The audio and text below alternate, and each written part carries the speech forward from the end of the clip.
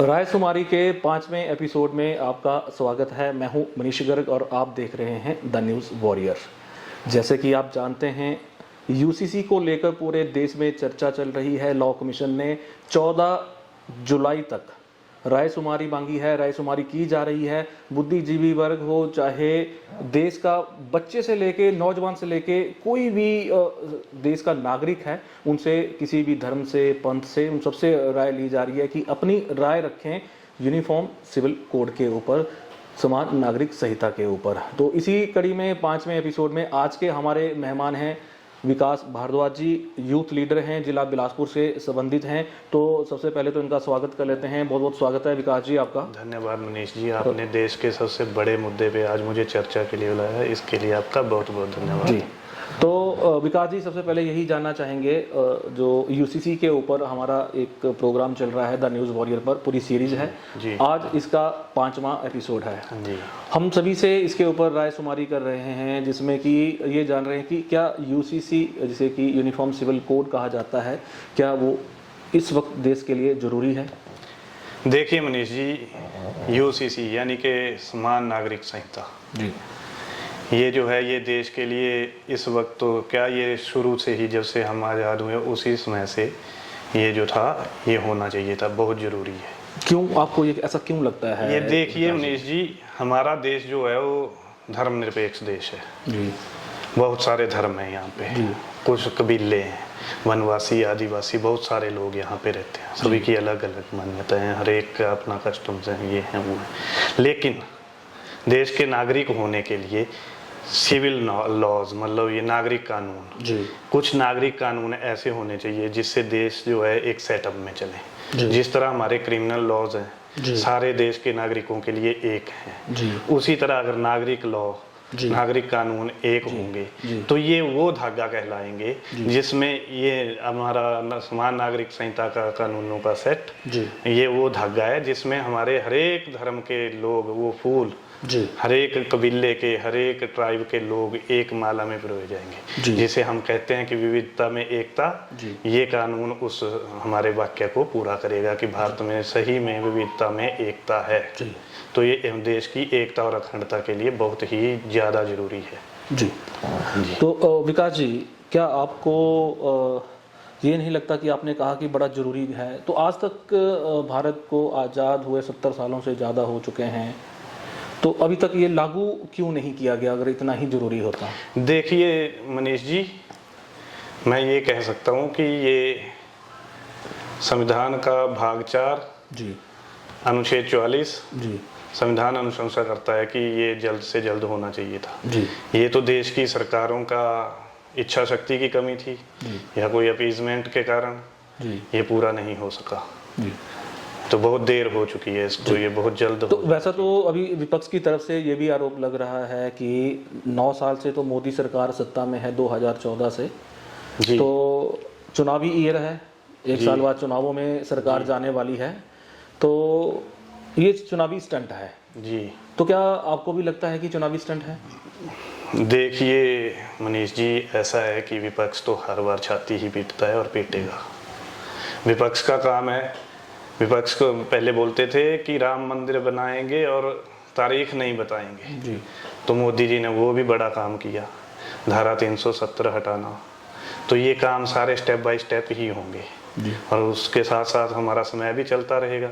एक काम पूरा होएगा, दूसरे पे लगेंगे, दूसरा पूरा होगा, तीसरे पे लगेंगे। अब विपक्ष चाहता है कि मोदी जी सारे काम एक साथ कर लें।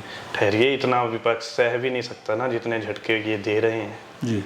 तो ये सब बात है, विपक्ष का बात तो करना है, बातें करेगा विपक्ष जी।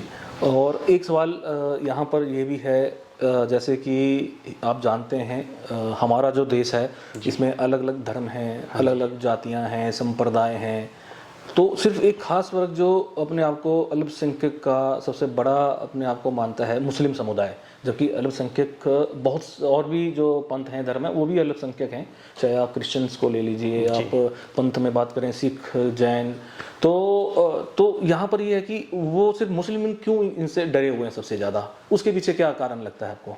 देखिए मनीष जी, एक बात है, पहले तो धर्मनिरपेक्ष राज्य में कोई अल्पसंख्यक नहीं होता। ये एक टेक्निकल जो चीज़ है कि अगर राज्य धर्मनिरपेक्ष है जी तो उसमें कोई अल्पसंख्यक नहीं होगा। जी और मुस्लिमों की बात की जाए तो वो तो उस कैटेगरी में फिर भी नहीं आएंगे, क्योंकि वो second largest population of India है। जी तो बाकी ये डरने की बात, डरा कौन है? आप मुसलमानों के बड़े बड़े नेताओं को देख लें, वो सभी वही रूल्स फॉलो करते हैं जो हम हिंदू या कोई और करते हैं, लेकिन जो गरीब मुसलमान है उसको डराया जाता है। जी डरा कोई नहीं है। जी लेकिन उनकी रोटियां नहीं सेकी जाएंगी अगर ये साफ हो गया तो, इसलिए वो गरीब मुसलमानों को डरा रहे हैं। जी खासकर मैं नाम लेना चाहूँगा मुस्लिम पर्सनल लॉ। यही मैं आपको भी एक सवाल यहाँ पर मैं रखने वाला था जी आज ही एक बहुत बड़ा बयान एक आया है मुस्लिम पर्सनल लॉ बोर्ड की तरफ से, जमीयत उलमा ए हिंद जी जिन्होंने आज जो हमारा लॉ कमीशन है उनको अपनी राय भेजी है, और उनके जो मौलाना अरशद मदनी हैं उन्होंने उनका जो बयान छपा है कि पर्सनल लॉ कुरान सुन्नत से बना है, क़यामत तक नहीं हो सकता बदलाव। ये बहुत बड़ा हेडिंग ये आज अखबारों में इनका छपा है, तो क्या कहना चाहेंगे आप इसके ऊपर? अब ये देवबंद वाले हैं जी, मदनी जी जी अब इनके बारे में क्या ही कहना, ये तो दुनिया से अलग ही चलेंगे। बाकी ये है कि मदनी जी ने कभी विरोध किया कि जो हमारे देश में क्रिमिनल लॉ है सारे सिटीजन्स पे, सभी नागरिकों पे एक समान लागू है। तो इन्होंने क्या बोला कि हमें ये मंजूर नहीं है, हमें तो चौक पे पत्थर मारने वाली सज़ा चाहिए चोर के लिए, बलात्कारी के लिए पत्थर मार मार के उसको चौक चौराहे पे मारो, खून करने वाले का सर कलम करो। बाबा आदम के समय की जो सजाएं थी, क्या उन्होंने क्रिमिनल लॉज के लिए कभी ये वकालत की? जब वो क्रिमिनल लॉज हमारे देश के मानते हैं तो इनको सिविल लॉज मानने में क्या हर्ज है?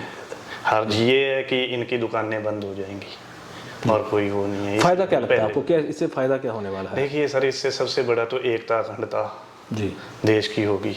अभी हर एक व्यक्ति के लिए शादी का या प्रॉपर्टी का या अपने उत्तराधिकार का एक जैसा कानून होगा हमारे, या तलाक का। जी तो मुस्लिम महिलाओं के लिए कितना अत्याचार हो रहा था 3 तलाक से। जी तो ये सब सारी चीज़ें बंद करने में बहुत आसानी होगी। जी तो इससे हर एक वर्ग को जो है वो फायदा होगा, ना किसी का तुष्टीकरण हो पाएगा, ना दूसरा वर्ग उसको देख के दुखी होगा कि हाँ इसको फलाने वर्ग को जो है ये तुष्टीकरण के तहत ये सब सुविधाएं मिल रही हैं और मुझे नहीं मिल रही। क्योंकि हर एक देश का हर एक नागरिक हर एक प्रकार से बराबर किसी भी राज्य की तरफ से बराबर सुविधाओं का अधिकारी है। तो किसी को मतलब तुष्टीकरण जो है वो बंद हो जाएगा, सभी का जी कानून अपना काम करेगा सबके लिए बराबर तरीके से।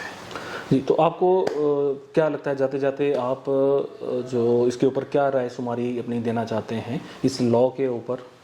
राय शुमारी यही है कि मुस्लिम बुद्धिजीवी वर्ग जो भी है उसको आगे आना चाहिए जी, और उसको अपने गरीब तबके को ये समझाना चाहिए कि इन मौलानाओं को, स्वयंभू मौलाना क्या क्या हैं ये, तो इनसे ज़रा बच के रहें। क्योंकि अगर आप देखेंगे तो मैक्सिमम जो नेता लोग हैं मुस्लिम समाज के, हमारे खैर हिमाचल में तो इतना है नहीं, बट जैसे आप यूपी जाएंगे, बिहार जाएंगे या महाराष्ट्र कहीं भी जाएंगे तो इनकी एक शादी होती है जी, 2 बच्चे होते हैं, लेकिन ये गरीब तबके को, मुस्लिम आबादी को बोलते हैं कि ये अल्लाह की देन है जी, और आपकी 4 शादियां होनी चाहिए, 40 बच्चे होने चाहिए।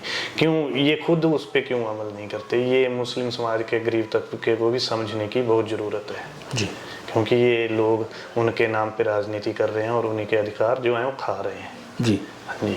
तो इस तरह से आपने देखा हमारे 5वें एपिसोड राय शुमारी में जो आज के मेहमान हैं अपने विकास भारद्वाज जी, तो इन्होंने भी राय शुमारी में समर्थन किया है। तो 5वां एपिसोड जिसमें लगातार समर्थन राय शुमारी की तरफ सिविल यूनिफॉर्म सिविल कोड की तरफ जो बनता हुआ नज़र आ रहा है। तो अभी तक का जो हमारे जो एपिसोड रहे हैं उसमें 100% यूनिफॉर्म सिविल कोड ही जो देश की जनता है, जो बुद्धिजीवी वर्ग है, वो ये चाहता है। तो अगले एपिसोड में हम देखेंगे अगले मेहमान से कि उनकी क्या राय है इस मुद्दे के ऊपर। तो यूं ही देखते रहें द न्यूज़ वॉरियर। तब तक के लिए नमस्कार। नमस्कार।